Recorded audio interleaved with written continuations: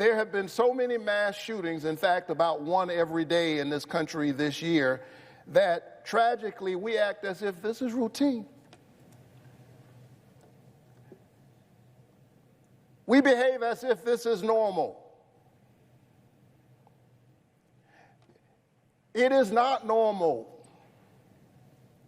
It is not right for us to live in a nation where nobody is safe no matter where they are. We're not safe in our schools. We're not safe in our workplaces. We're not safe at the grocery store. We're not safe at movie theaters. We're not safe at spas. We're not safe in our houses of worship. There is no sanctuary in the sanctuary. We're not safe at concerts. We're not safe at banks. We're not safe at parades. We're not safe in our own yards and in our own homes. And now, today, we can add medical facilities to that list.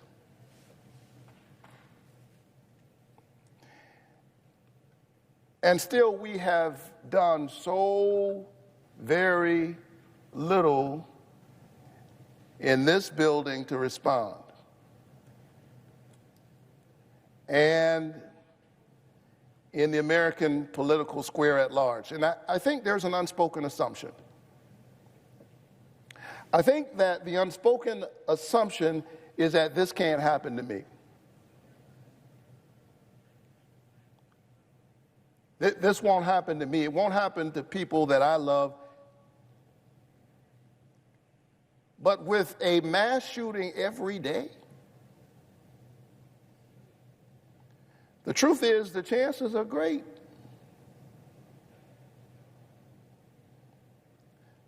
I shudder to say it, but the truth is, in a real sense, is only a matter of time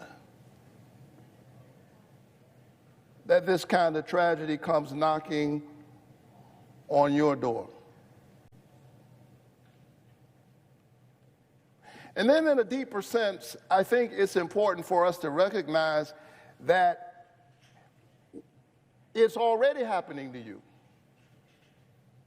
You may not be the victim of a mass shooting. You may not know anyone who's the victim of a mass shooting yet, but in a real sense, it is already happening to all of us. Dr. King was right. We are tied in the single garment of destiny, caught up in an inescapable network of mutuality. Whatever affects one directly affects all indirectly.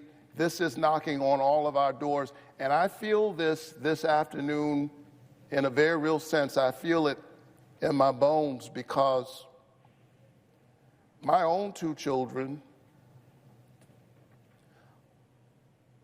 were on lockdown this afternoon. I have two small children, and their schools were on lockdown responding to this tragedy. They're there, I'm here, hoping and praying that they are safe. But the truth is, none of us is safe. As a pastor, I'm praying for those who are affected by this tragedy, but I hasten to say that thoughts and prayers are not enough.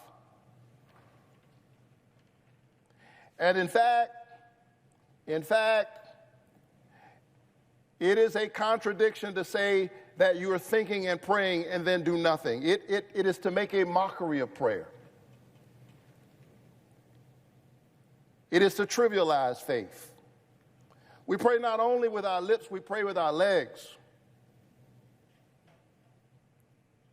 We pray by taking action. And so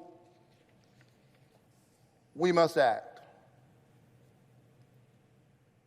I'm proud of the fact that we did, after 30 years, pass some gun safety legislation here last Congress. It was a significant piece of legislation, but obviously it's not enough. 87% or more of Americans believe that we ought to have universal background checks, and still we can't get it. Think about that. In a country where everybody says we're divided, And there are deep divisions, to be sure. There's disagreement on this issue, to be sure. But in a country where there is 87% agreement on something, there's no movement on it in Congress. Which means that that's a problem with our democracy. The people's voices have been squeezed out of their democracy, and there's a growing chasm between what the people actually want and what they can get from their government. And we saw it in a stark and ugly way a few weeks ago when we had two brave young legislators stand up in Tennessee, three in fact. And the same legislature that refused to do anything on gun violence came down on them with all of their might and expelled them from the legislature. We have to stand up against these anti-democratic forces at work in our country. And we have to give the people their voices back. And if we refuse to act while our children are dying, and in a moment when no one is safe, then shame on us. Shame on us if we allow this to happen and we do absolutely nothing. St. Augustine, the African bishop of the early church, said that hope has two beautiful daughters. He said they are both beautiful: anger and courage. Anger with the way things are, and courage to see that they do not remain as they are. I'm pleading, I'm begging all of my colleagues on both sides of the aisle to remember the covenant that we have with one another as an American people, to stand up in this defining moment and do everything we can to protect all of us and certainly all of our children. We owe it to the people who have sent us here. I know that there are those who will look at this moment and say, politically, do you really think we can get anything done here? They will ask if this is the time, given the state of politics in our country right now.